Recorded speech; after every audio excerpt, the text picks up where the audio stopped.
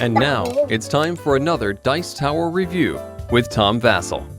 Today we're taking a look at Theseus, the Dark Orbit. Now this is a game from Portal Publishing, and it's a game that, the best way to describe it is, it's a kind of strategic version of Aliens. Although it's not quite as, gung-ho shoot 'em up, there's a lot of cool things in here. But in this game, you have 4 different factions, and these factions are all on a base. And you can mix and match them so you can make the story be whatever you want it to be. Now, it can be played 3 different ways. It can be played player versus player, 2-player, or 3-player, or 4-player. But in 4-player, it can also be played team versus team, 2-on-2.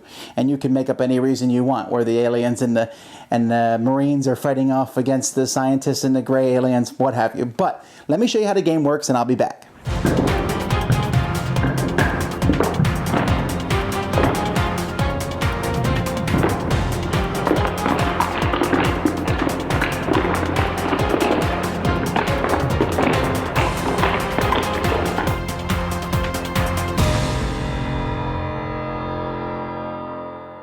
Here's a sample setup for the game. This is actually the beginning setup.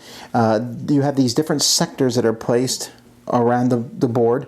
There's 3 sectors that are always used, and then there's a sector for each race. This is the, if you're playing the Marines, for example, you would use this sector. A random bonus card is placed in a spot here. Over here is the aliens. Then we have a scientist sector, so if they were playing, maybe we'd make room for that here. And then we have the Greys, which is another alien race, and you could add that somewhere else.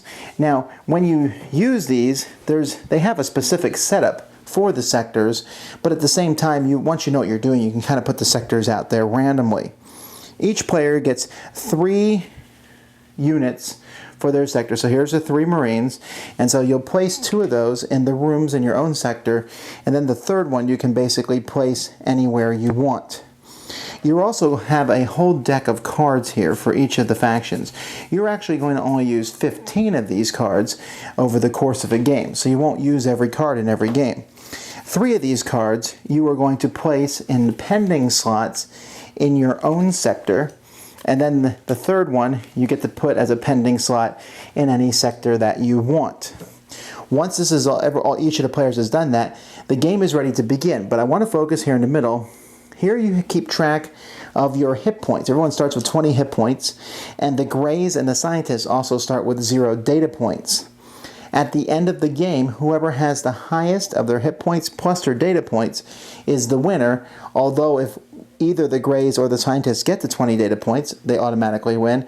And if you're playing like a 2-player game, or basically if you get everybody else down to 0 then, life points, you also automatically win. The first thing a player does on their turn is that they move. Now when you move, you look at how many units are in the sector that you have. So let's say I was the Marine player. Here, I would move 2 sectors. I would do that clockwise. So I would move like this, 1, 2, and go into an empty room. There's only 1 empty room here, so I would go like that. If I decided to move this gentleman, I would only move him 1 into here. If I had decided to move the guy who was here, he would have moved 3. 1, 2, 3 around the board. Then, wherever you land, you'll look and see if there's any action cards that are installed there. If there is, those action cards will go off, and I'll explain a little bit more about those. Then, you'll look at the sector unit for where you've landed, the sector special ability, and you will do that sector special ability, and I'll talk a bit about those. There's a possibility, if you fill a room up completely, so let's say he had landed here, that there will be a fight. Now, when there's a fight, you basically shoot at anybody who's adjacent to you. So here, for example, this player can shoot this spot or this spot because there's lines connecting them. This player can only shoot at this spot, and they will each do 1 damage. They can only shoot 1 other person. However, over the course of the game, they can be upgraded, and here they can shoot everybody. So if it was like this, he would shoot him, and this guy would shoot both of those, causing the green player to lose 3 life points.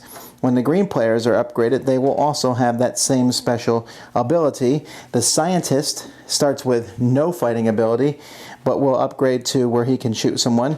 The Greys starts with no ability, but they upgrade to when they attack someone, instead of hitting them for a life point, they will gain a data point instead. And when you hit people for life points and when you injure people, it basically just causes that person's entire life points to come down. You effectively have a shared life point total. Now, when a player lands in a sector, after they deal with the cards and deal with the special ability, they will look at the pending cards that are placed here. If there's an empty slot, they can take the top card from their pendings and put it in the pending spot. If there's someone else's card there, they can discard that one and put their own in its spot. If one of their own is there, they can take that and they can install it not just in this sector, but they can install it anywhere they want. If they install it on a spot where there's a bonus card, they will get to keep that bonus card and use it in the future. When a player lands on each sector, they get to take the special sector ability. If it's a faction sector, they can only do it if it's their color. So let's say a green player landed here. He has two options. He can take an upgrade token, which can be used to upgrade cards, or it can be used to take one of your people and flip it over. Or he can get rid of an enemy card that's in the same spot. So each of these players has that same ability on their faction board. This board here, when you land here, you get the negate token, and this negate token can be placed on someone else's card to stop them from using that action card. And of course, it can be moved off when someone else lands there. When you land here with a character, you can then use an action with another character, move another character. Here, all your units who can attack all the units that they are basically able to attack at that point in time. It's called like a major attack. Now let's take a look at the action cards. Now, several of the cards are traps.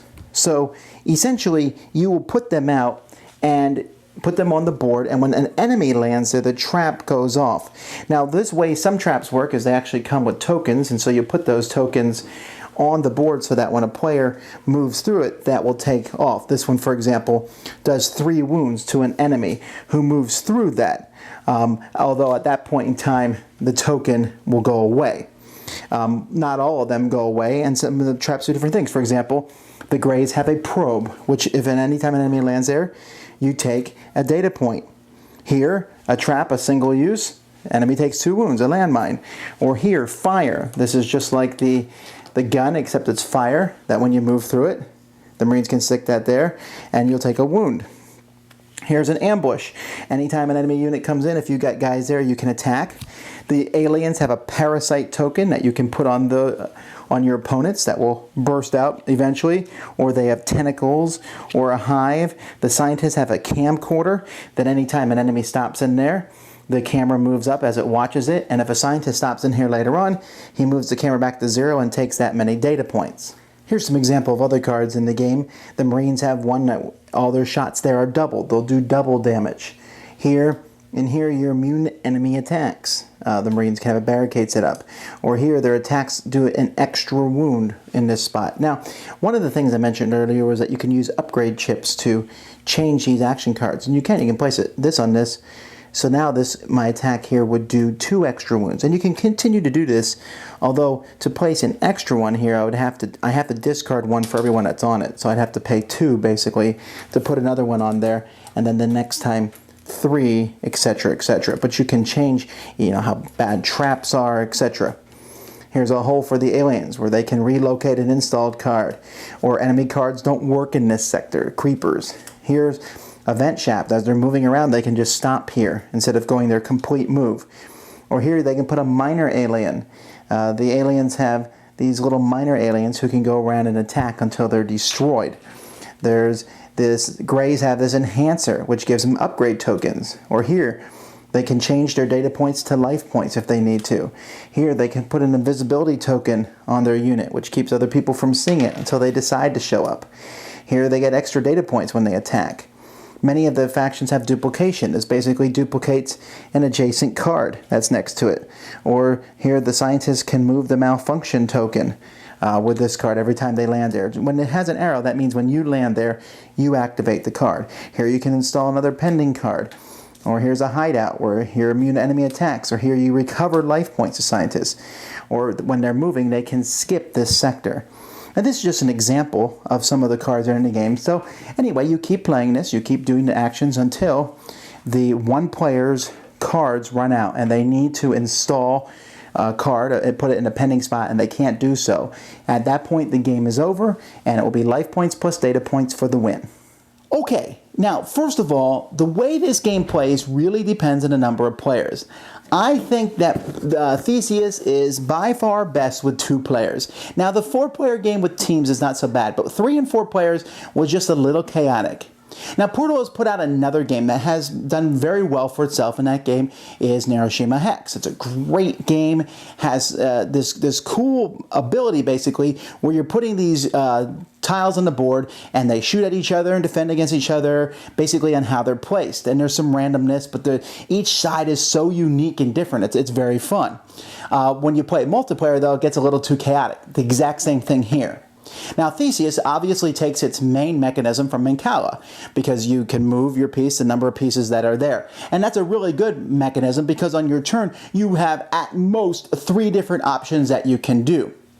But there are more options in the game than that, because when you land on the spot, you then have to decide where am I going to put this card that I'm activating? How am I going to use these upgrade tokens? Because you want to upgrade your guys, but at the same time, upgrading those cards can be a pretty neat deal. Choosing where to upgrade those cards and having this looking ahead. If I move here, my opponent then has this option, or I take this option away from my opponent. This is definitely a game where you're really going to be looking ahead at the next move. It's really a tactical, strategic game. Maybe it's more tactical than not. But another thing I really enjoy about this game is that the 15-card deck that you have is going to be different each game, so you're never sure what you're going to have. As a scientist, those cameras are great, although quite a few jokes made about what you're exactly filming with those cameras. But, will you have one of them, 2, 3, maybe 4 in your deck, or maybe none at all? You're not sure, so you got to deal with the cards that you have. The factions play so differently. The Marines are gung-ho, setting traps, blowing stuff up. The aliens are almost as gung-ho, but they have this, whole lava bursting out of you. If a room is full and you land in that room, you can eject someone in space, which essentially makes them lose a turn if they want to get that guy back. The scientists have this... they have the whole data point thing going. It looks unfair at first. You're like, well, they have data point plus life point. But they're so weak that it's very possible that the alien and marine player can take them out of the game. And as far as I can tell from playing this, I can't find how one of the 4 factions is better than the other. Now, there's actually this 5th faction that's included in there. It doesn't come with wooden tokens, comes with different pieces, doesn't have its own board. And I haven't actually tried that, the Pandora expansion. But it's cool that there's another faction in there you can play with. But for the base game, I'm telling you folks, this is an excellent, really well put together game. It is extremely strategic, and I was almost thrown off my very first playing. I played 4-player, every man for himself, and that was just crazy. I was like, well, feels like I have no control. Then I played a 2-player game, and wow, the control is there.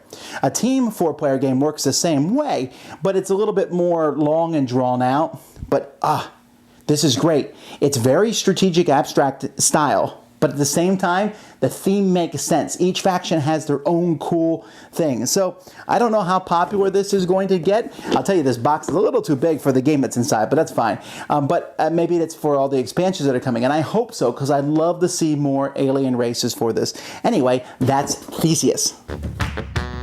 Thanks so much for watching the Dice Tower videos. Find more great videos and reviews, as well as our top-rated audio podcast at Dicetower.com. You can also find other great shows at Dicetowernetwork.com. I'm Eric Summerer, and you've been watching The Dice Tower. The Dice Tower is sponsored by Cool Stuff Inc., where you can find great games for great prices. Cool stuff in stock. Check them out at CoolStuffInc.com.